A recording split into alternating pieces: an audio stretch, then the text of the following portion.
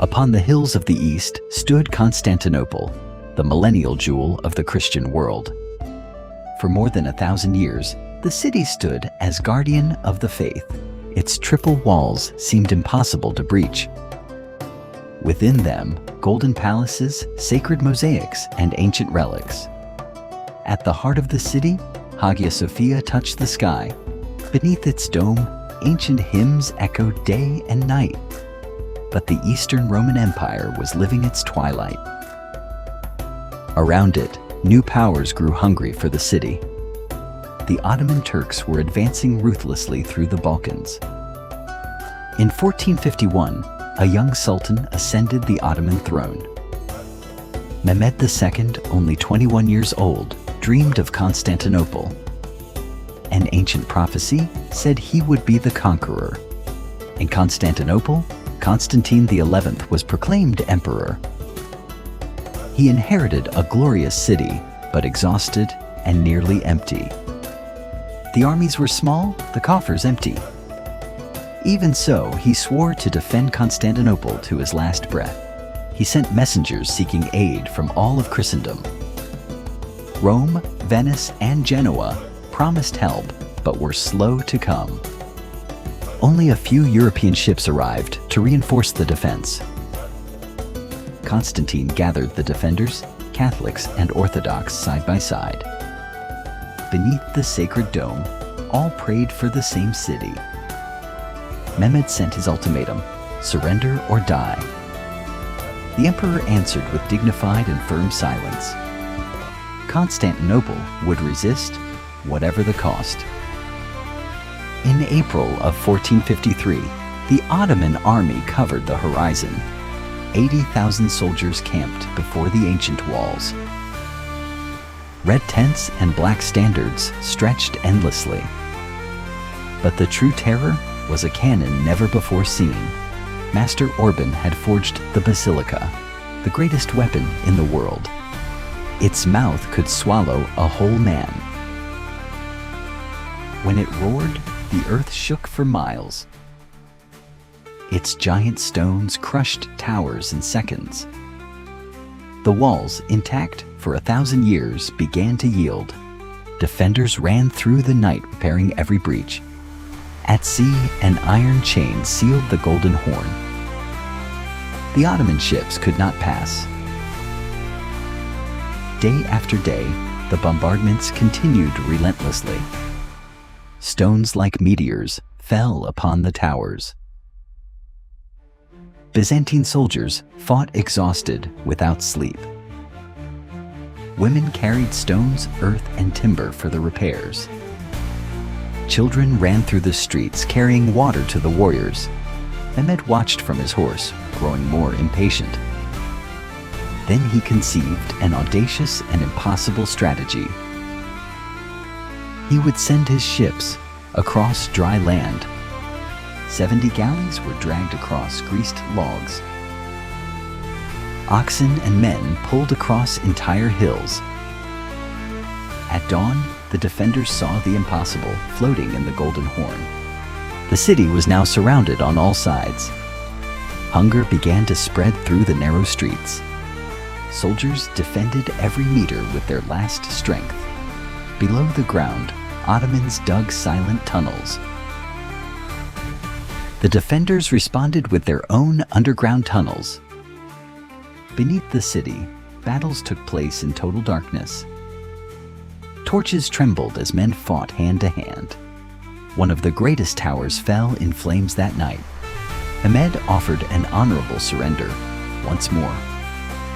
Constantine answered firmly with a burning heart. He would rather die for his faith than surrender the city. Violent storms began to shake Constantinople. Strange signs appeared in the skies above the Bosphorus. A blood-red moon rose over the domes. The people whispered of ancient prophecies in fear. During a sacred procession, the icon of the Virgin fell. It was seen as a terrible and prophetic sign. Lightning struck the dome of Hagia Sophia. A mysterious light rose from the windows and disappeared into the sky. Some said the angels were abandoning the city.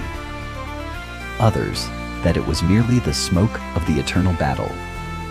Constantine prayed through the entire night, alone before the altar. He kissed the relics of the ancient saints for the last time. He gathered his commanders and asked forgiveness from each one. Every heart understood that the end was approaching. May the 28th, 1453, the last liturgy of Eastern Christendom would be celebrated. Hagia Sophia overflowed with faithful in deep silence. Catholics and Orthodox embraced before the same altars. Candles trembled in hands covered with tears and hope. The emperor received communion like a simple soldier. Afterward, he embraced each commander like a brother. The walls were blessed for the last time. Soldiers sharpened their swords in reverent silence. Children slept embraced in their mother's arms. The stars shone like attentive eyes of the sky. That night was heavy with destiny. Before dawn, war drums shook the earth. Ottoman trumpets cut through the darkness in thousands of notes. All the cannons roared together in a single thunderclap. The walls exploded in flames and dust.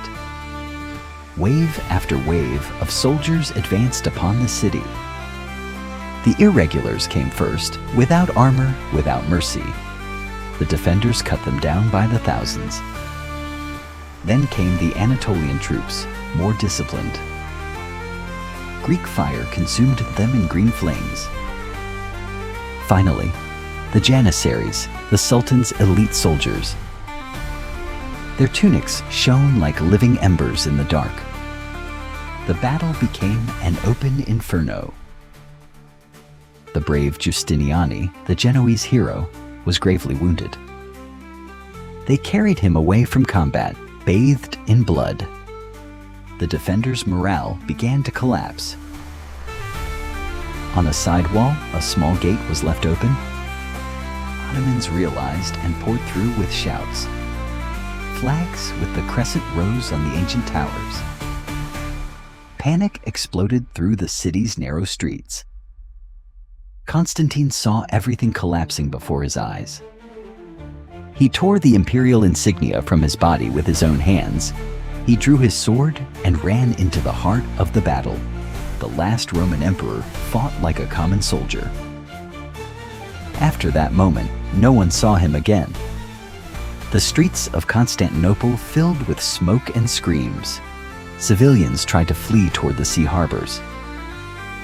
Hagia Sophia's doors were bolted from within. Thousands took shelter beneath the sacred dome. Prayers rose as enemy footsteps drew near. The enormous doors finally gave way with a thunderous crash. The soldiers invaded the great ancient basilica. Light passed through the windows like divine fingers. The kneeling faithful received their fate in silence. Mehmed entered the conquered city, mounted on a white horse. He crossed burning streets toward the millennial basilica. Before the dome, he stopped in deep silence.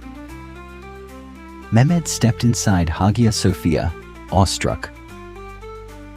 He raised his eyes to the dome that touched the sky. There, 1,000 years of Christian empire came to an end. Byzantine Constantinople ceased to exist. The city would take another name across the centuries. But the dome would remain standing above the Bosphorus. The walls marked by fire would remain standing. Refugees fled by sea carrying books and relics. Ancient manuscripts crossed safely to Italy. They rekindled the knowledge forgotten for centuries in Europe. That fire would become the European Renaissance. From the ashes of Constantinople, a new era was born. Constantine XI became a living legend among the peoples. They said he slept in marble beneath the ancient city.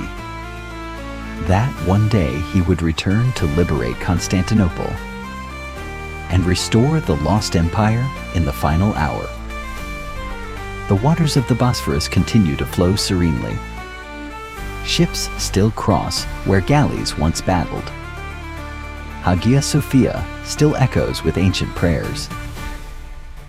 Mosques rose where churches once reigned.